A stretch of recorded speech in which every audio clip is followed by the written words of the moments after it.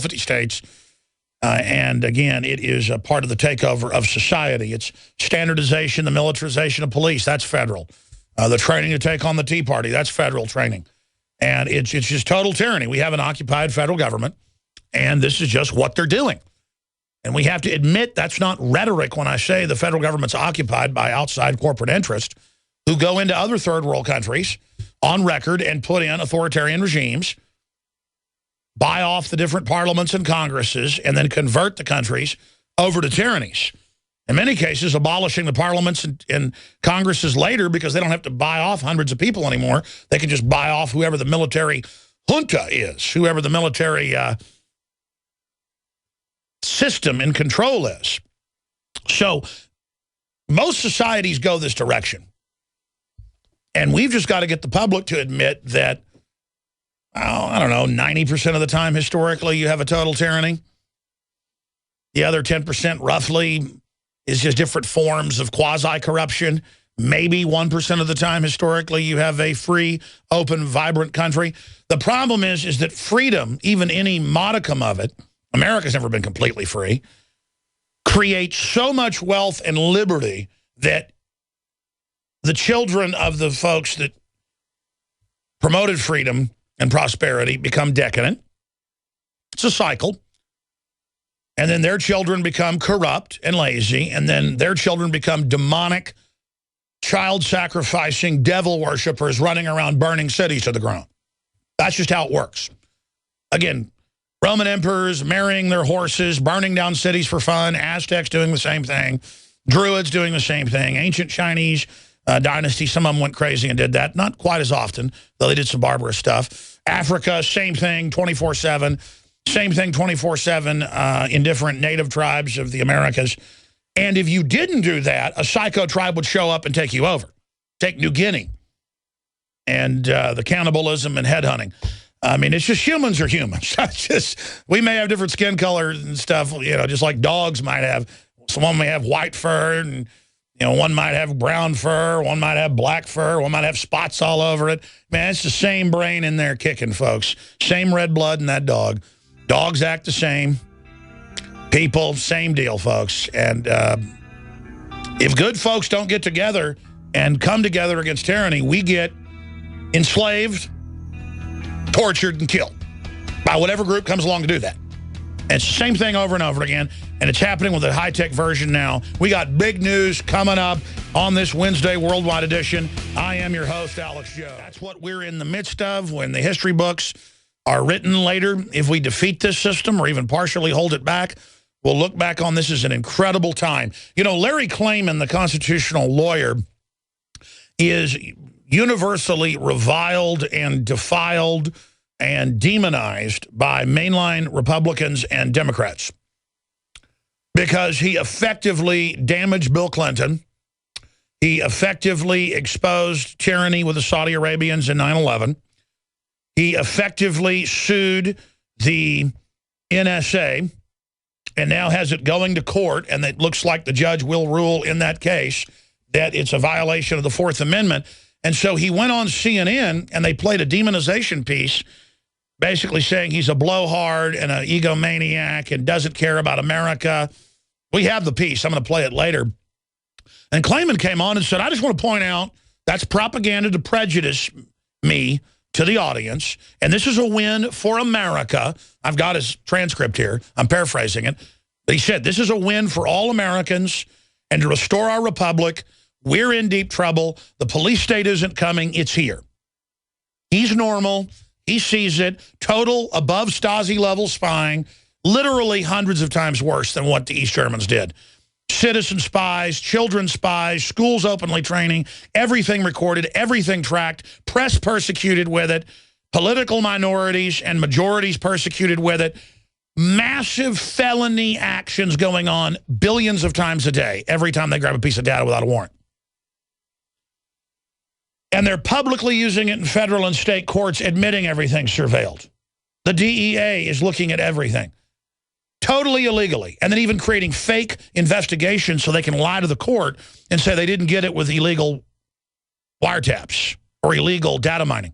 That was in the New York Times a month ago. I told you years ago. that they lie in court with fake investigations, manufactured investigations for juries because they don't want to tell them they got the data illegally.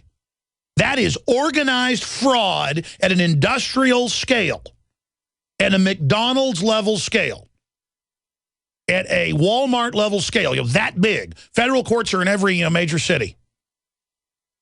And they're in federal and state courts by the millions of cases a year, and hundreds of thousands of those in total fraud. Reuters reported this as well. Going in with fake cases, perjuring themselves to the jury, and the judge knows. Gee, you think we might be in a little bit of trouble? Because, folks, once they standardize fraud and openly put it into the court and codify it, you have a 100% evil government.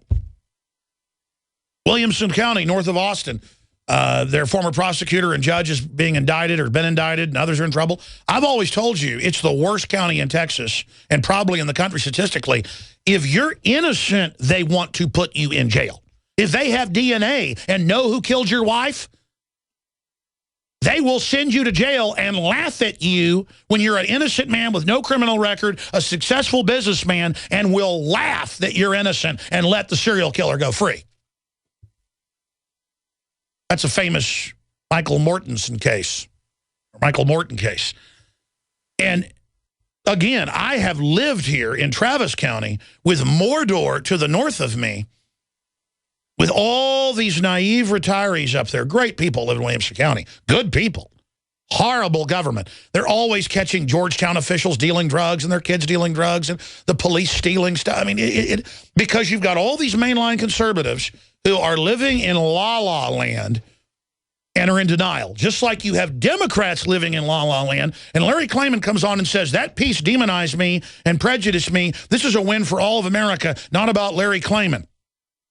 And the disgusting little pretty man, host sits there and makes fun of him and giggles and says, shut his mic off.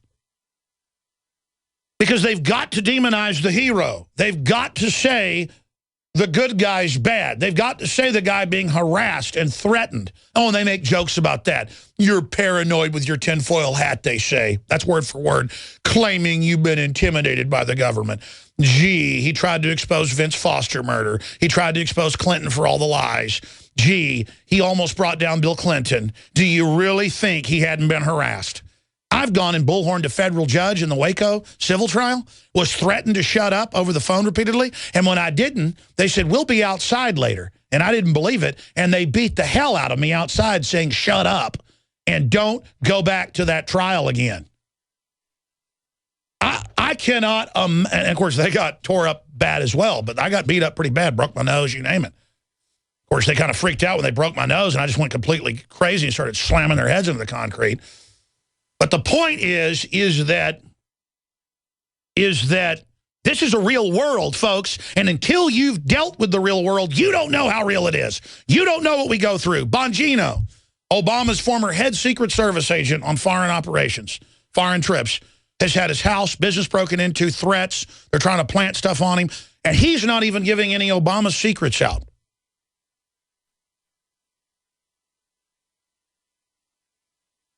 The point is, in a court of law, the trial's going forward with showing evidence of illegal NSA spying and harassment. Gee, it's admitted the NSA spied on hundreds of Associated Press reporters. And that's just the tip of the iceberg.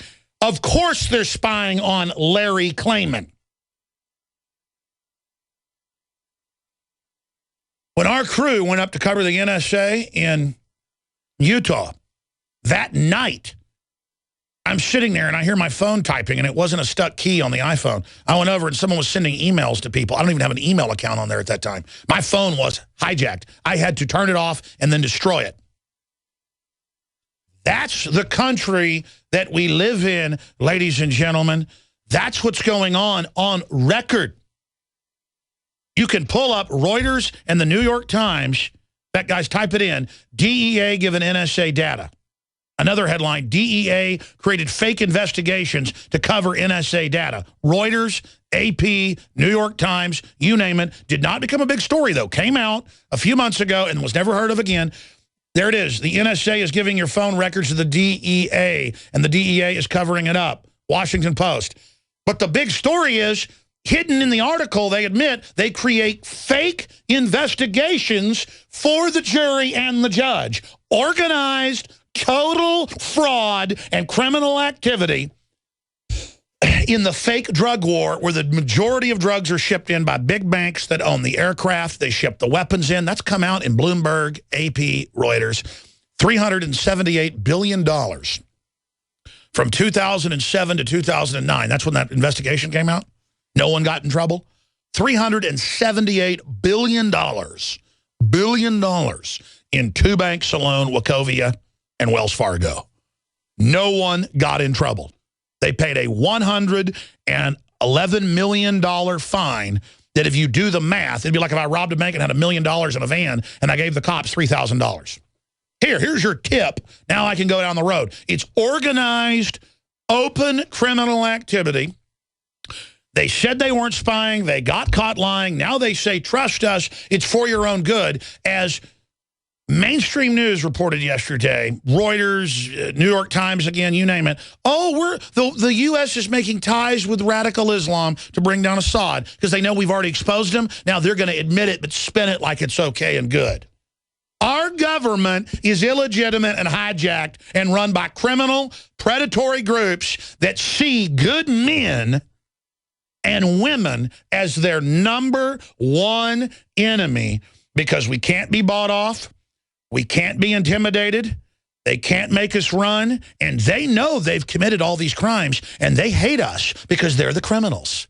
And they want to fully take over so they don't have to look over their shoulder. That's the thing about tyranny, folks. It grows out of criminals that get control of government, and it extincts everything good because it is threatened by the existence of justice. It is threatened by the existence of honor. It is threatened by the existence of good guys who they know will finally stand up against them and bring them down. So if you're a good person but a coward and have stood down because you're afraid of all this, you are going to be hunted down like a sheep by wolves because you've laid down. Obama came out today, I have the article, and said the Republicans are like the Jim Jones Guyana cult of Kool-Aid slurping cyanide victims. No, the entire political system in this country is a giant Jim Jones cult, and if you buy into it, you do it at the detriment of yourself and your family, because this tyranny is going to be the nastiest one the world's ever seen. And folks, if they don't get in trouble for all the crimes they've been caught committing, it sets the precedent, and the sky is the limit. This is what we're talking about. This is what we're dealing with here. They are the cult. They are the fraud. They are the lie. They are the ones endangering our future. And they're going to go for it all. They're going for broke. They're double down, all in, folks. We got to be the same. I'd love to hear from you on any of the issues we've already thrown out there, or any topics you'd like